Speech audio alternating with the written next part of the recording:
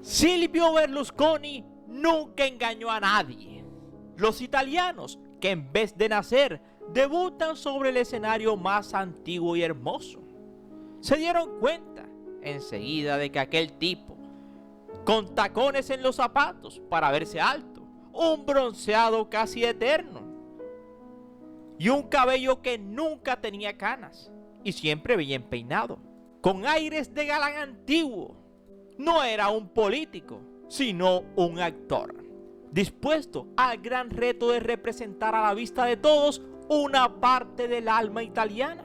Literal, los italianos eran un espejo de él, o él un espejo de los italianos. La misma cosa. Tal como lo dijo el mártir y político colombiano Jorge Eliezer Gaitán: yo no soy un hombre sino un pueblo, porque el pueblo se ve en mí reflejado. Era la palabra clave para definir a Silvio Berlusconi.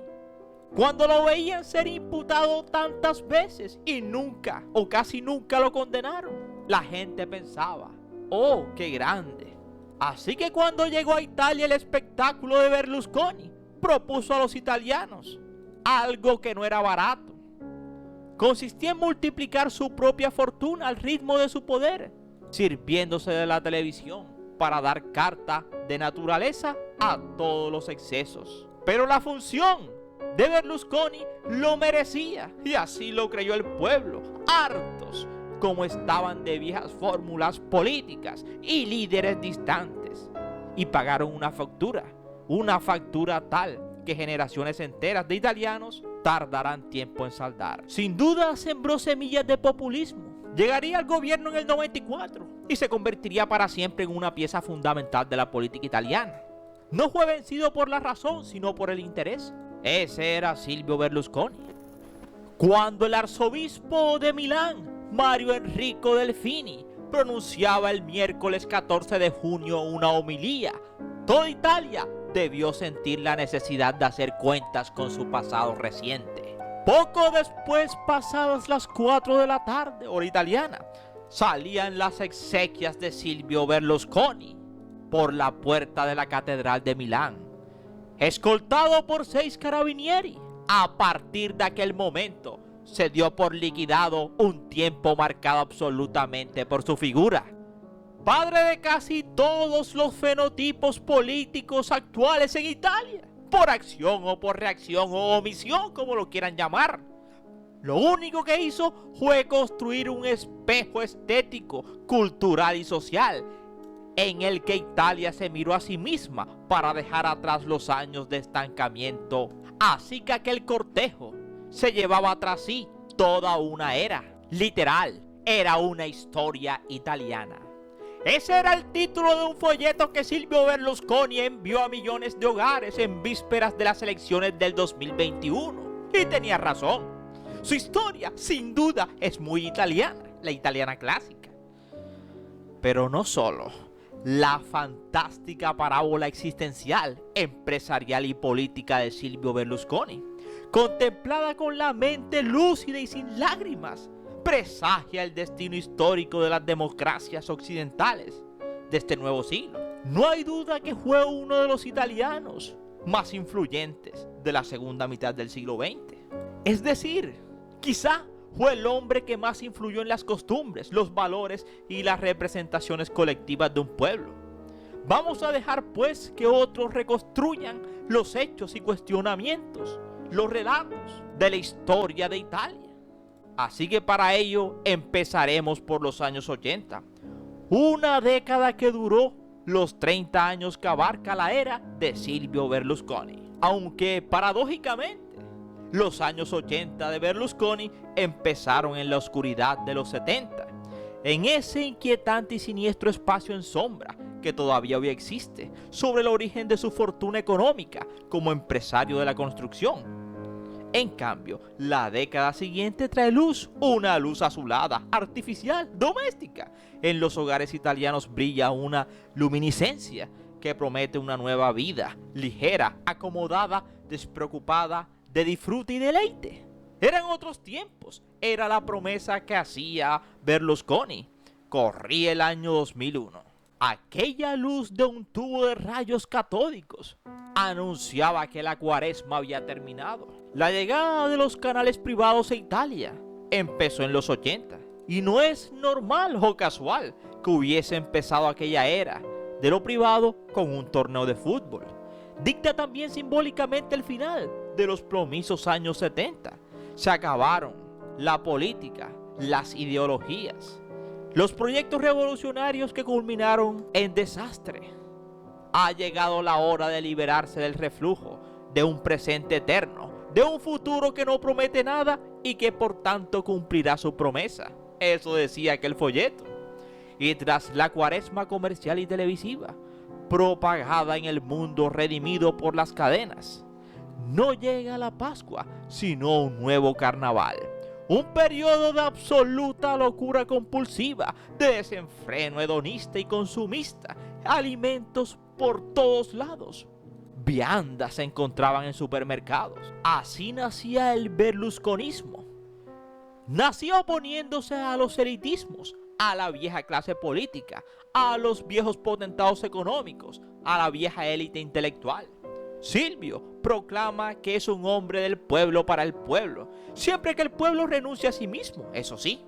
Su revolución blanda convierte la publicidad comercial en el lenguaje universal y sustituye al ciudadano por el cliente, mientras que sus televisiones inventan un nuevo tipo de comunicación que tras abordar cualquier intención pedagógica triunfa gracias a la simpatía, la proximidad del horizontal y el flujo en el que estamos siempre inmersos sin mejorar jamás.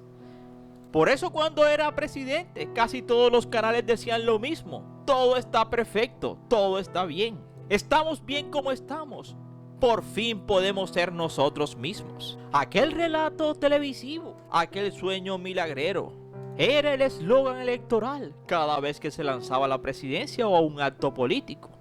Lo declaraba explícitamente cuando anunciaba: ha ocurrido un nuevo milagro italiano. Así que Berlusconi se fue, pero no acaba una era. Berlusconi se ha ido, pero detrás dejó los escombros. Un populismo que se hizo posible en el movimiento 5 estrellas. Un movimiento que al menos al principio no fue sino una reacción a la vieja clase política. Pero lo de Berlusconi fue un movimiento dorado. Contaba con dinero y con medios de comunicación que siempre empleó para dar golpes a sus adversarios, no solo políticos.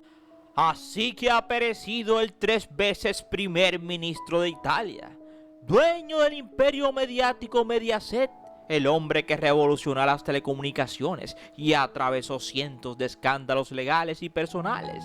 Perecía el lunes 13 de junio del 2023, en el Hospital San Raffaele de Milán, a causa de las distintas complicaciones cardíacas que arrastraba. Tenía 86 años y había nacido en Milán. Había sido internado el 10 de junio en un centro asistencial. Sin embargo, no logró sobreponerse a la leucemia crónica que padecía y mantener más tiempo aquel mito que difundió su médico de cabecera sobre su inmortalidad. Una más de las leyendas que construyeron a uno de los arquitectos de la Italia popular de finales de los 90 y comienzos de este siglo. Silvio tenía 5 hijos y estaba casado en la actualidad con Marta Fasina, de 33 años, sí. Una joven y guapísima y hermosa rubia que lo acompañó hasta sus últimos días.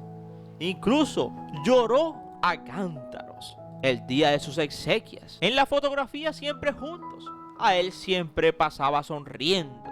Y ella también. ¿O era simplemente la imagen que quería proyectar? Su cabello siempre peinado. Algunos dicen que era un peluquín. Total, sin una sola cana. Era la manera como controlaba todo. Sus hijos, a Marta Fasina. Y lo extendió hasta sus canales de comunicación y ocio, donde encontraría a una gran clase media creciente que dominaría a su antojo el consumo del país. Así que si quieres saber más, te invito a que te sientes, a que te relajes y que disfrutes del siguiente video. Somos 007 Ernie Videos, tu mejor opción, y gracias por preferirnos. Y recuerda que cada día somos más y que tú eres nuestra estrella, mis estrellas, esas que tanto quiero, sueño y sé que ellas me quieren a mí, mis estrellas.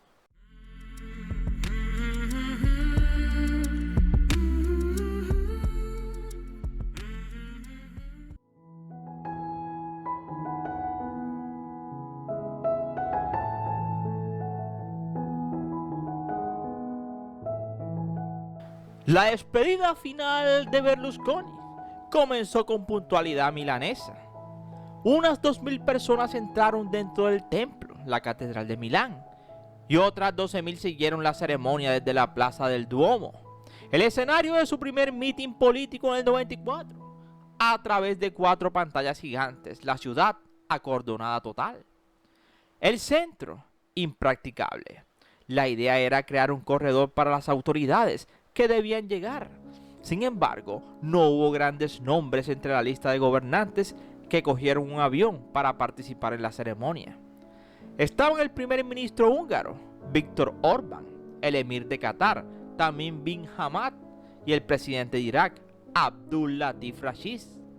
La peregrinación siguió bajo una estela de helicópteros, drones y varios vehículos. Faltará más que el rey de la televisión no hubiera tenido un show a la altura de su talento para el medio. Una ceremonia de ecumenismo popular y postmoderno. 2 horas después empezaron a llegar políticos, futbolistas, ministros de Italia. En la primera fila, todos estaban de azul, el color preferido de Berlusconi. La familia directa, los hijos y su última pareja, la diputada de 33 años Marta Fasina. En la misma hilera de bancos, pero más apartada, su segunda mujer y madre de 3 de sus 5 hijos, Verónica Alario. Detrás, ministros y el elenco de hombres de confianza de todos esos años. Con la frase, vivir, no sufrir con los insultos, con la decadencia, seguir intentándolo. Comenzaría el arzobispo de Milán su homilía en elogio a Berlusconi, sin duda bastante descriptiva del personaje. Y siguió: amar y desear y ser amado. Buscar el amor como una promesa de vida, como una historia complicada. Estar contento y amar las fiestas. Estar contento y desear que los demás también lo estuvieran. Continuó diciendo, su despedida sería una despedida de Estado, por todo lo alto y sobre todo la declaración de luto nacional. El Parlamento italiano permaneció cerrado durante una semana, un hecho inédito y reservado a acontecimientos trágicos históricos. Las banderas de las instituciones a media asta, en señal de respeto. Era el fin de una Italia que quería vivir bien, nadar libre y al mismo tiempo guardar la ropa de la moral cristiana y codearse con las grandes potencias internacionales. Menos ideología y más comodidad, especialmente para su imperio empresarial. Fue el legado que dejó Silvio. Su mundo siempre pareció una caricatura, y ese fue el error de la izquierda en Italia, subestimarlo. Una revolución que había comenzado Berlusconi, con risas de fondo del resto de partidos, contrariantemente a lo que cantaba el poeta Gilles Cotteron. El Corriere della Serna fueron uno de los medios que le ayudaron a conquistar el poder y mantener una hegemonía cultural durante más de 25 años, aunque fuera a base de relatos y favores. Y si de favores se trata, hasta el último día se pavoneó de que el esposo de la primera ministra, Giorgia Meloni, trabajaba para él en uno de sus canales. Pero había más. El brillo magnético de Berlusconi era el espejo en el que se miraron miles de italianos durante años para entregarle un cheque político en blanco a aquel taur surgido de la nada. Compró en 1986 el equipo de fútbol, el AC Milán, tras no lograr hacerse al Inter de Milán. Así que desde que lo compró Silvio en el 86 a 2017, aquel equipo, el AC Milán, lograría convertirse en uno de los mejores equipos de la historia del calcio italiano, ganando 5 Copas de Europa y 8 ligas, pero sobre todo construyendo un modelo de club y de juego. El patrimonio de Silvio ascendía a los 6.000 millones de euros. Ya era entonces un galán cuando hizo aquella compra. Y el hombre en el que se miró una generación de italianos que entraba en la modernidad de golpe. Todo el acontecimiento adquirido hasta entonces en el terreno publicitario, deportivo y empresarial y comunicativo era demasiado valioso para que no canalizase en su obra definitiva, la que le encumbraría y en realidad serviría para poner a salvo todo lo que había construido hasta entonces. Forza Italia, un partido político surgido de un eslogan futbolístico. Ese sería el grito de apoyo cuando juega la selección. Forza Italia, y compuesto en sus filas por una legión de sus empleados. Fininvest sería uno de esos primeros canales de televisión oportunista. Vio la luz en el 93 y ganó las elecciones al año siguiente Berlusconi. Fue luego 3 veces primer ministro, 4 si se tiene en cuenta la remodelación de 2005. En los siguientes 17 años, el hombre que ocuparía más tiempo en el Palacio Chigi, con 3.291 días en total, muy por delante de Giulio Andreotti, la otra figura fundamental de la Italia moderna. La revolución llevada a cabo por Forza Italia no tenía precedentes. El partido dei Cavalieri, como le decían, acabó la vieja política y sembró las semillas de todos los fenómenos que germinaron años después. ¿Cómo sería el movimiento 5 estrellas? Todos ellos hijos de la manera de Berlusconi de entender el poder, la comunicación y el parlamento en Italia. Sin embargo, el éxito de sus proyectos políticos terminaba abruptamente en 2011 después de un largo historial de excesos, desplantes a líderes europeos y una gestión nefasta de la economía italiana. Teóricamente esa era su fortaleza. Y el Cavalieri sería inhabilitado por fraude en 2012 y no pudo presentarse a unas elecciones en enero del 2019. Pareció una oportunidad para nombrar a un sucesor, pero dio igual, el partido era suyo y ni siquiera entonces cuando era crucial sustituir su liderazgo por el de alguna cara joven. Dio un paso al lado, porque quiso. Su cara figuraba en las papeletas electorales, sí, aunque él ya había dado un paso al costado, aunque él ya no pudiese optar a ningún cargo. Y su tradicional coherente y corteses seguidores se disolvieron y tomaron otras direcciones. A pesar de que lo condenaron por fraude fiscal, nunca pisó un centro carcelario. No, lo recluyeron en un centro de ancianos discapacitados de la Fundación Sagrada Familia de Milán. Era imposible, donde debió cuidar a ancianos. Así que esa fue la sentencia: hacer trabajos sociales, al menos un día a la semana, y luego irse a su casa, porque le concedieron arresto domiciliario. A lo que él respondía: pensar que esta sentencia puede reeducarme es algo tonto. Por eso vivió sus últimos años rodeado de un nutrido grupo de aduladores y colaboradores que merodearon su mansión de Arcor, mayor y debilitado. Cuentan quienes lo conocieron, decepcionado por no haber logrado el reto de convertirse en presidente de la República el año anterior. Se encontraba entre sus alegrías verdaderas solo la de ver al AC Monza, un pequeño equipo de la Serie C que compró con su amigo Adriano Galliani. Ese equipo llegaría a la categoría reina y ganó a los grandes equipos del calcio. Quería demostrarse que podía repetir la hazaña de su glorioso Milán, que seguía en forma y que no era tanto los equipos ni los jugadores, sino él, el de las capacidades. Sin embargo, siempre que iba al estadio a ver el equipo, se dormía. Y luego que se despertaba, ya el partido se había acabado. Pero para él solo había comenzado, pues bajaba al vestuario y bromeaba con los futbolistas. Desplegaba su catálogo de chistes, tanto que uno de esos últimos chistes o chanzas fue cuando prometió un autobús de chicas a los jugadores si ganaban las grandes Copas de Italia. Ese sería el último desafío de un hombre ya algo aburrido de siempre ganar, que jugaba a empezar de cero para seguir sintiéndose joven.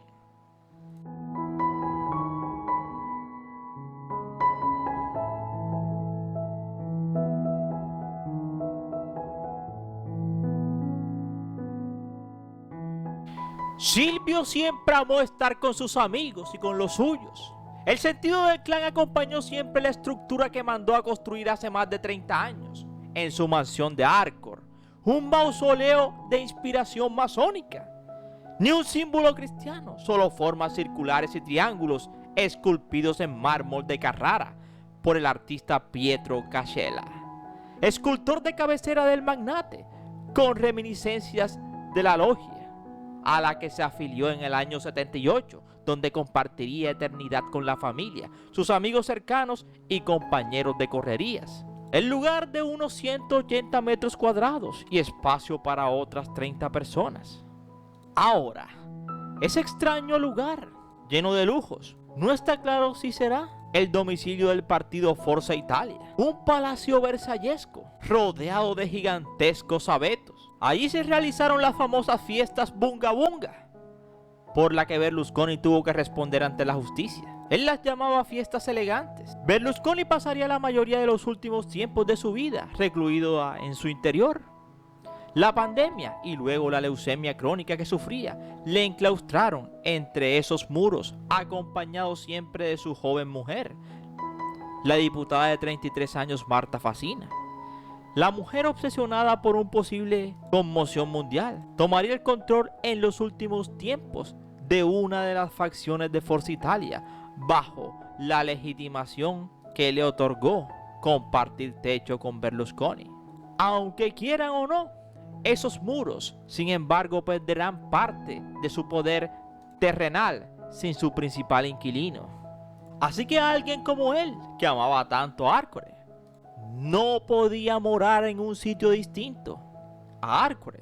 Incluso lo había preparado perfectamente. Había decorado un panteón. Prefirió que la geometría inundase su última morada. Nada de elementos religiosos, sino decorada alrededor y a la entrada con frutas, panes y flores de 5 pétalos. Cierta inspiración en el Imperio Romano, salpicado con estilo azteca. 12 columnas sujetan la famosa cúpula celeste. Esferas, triángulos y unos rosetones embellecen una cripta casi faraónica. Un lugar de paz y gran serenidad. Así que literal, Berlusconi reposará, o más bien il Cavaliere, en su bóveda celeste. Y aunque el gobierno italiano no le permite a nadie que su última morada sea en el jardín de su casa, a Berlusconi le permitieron de todo.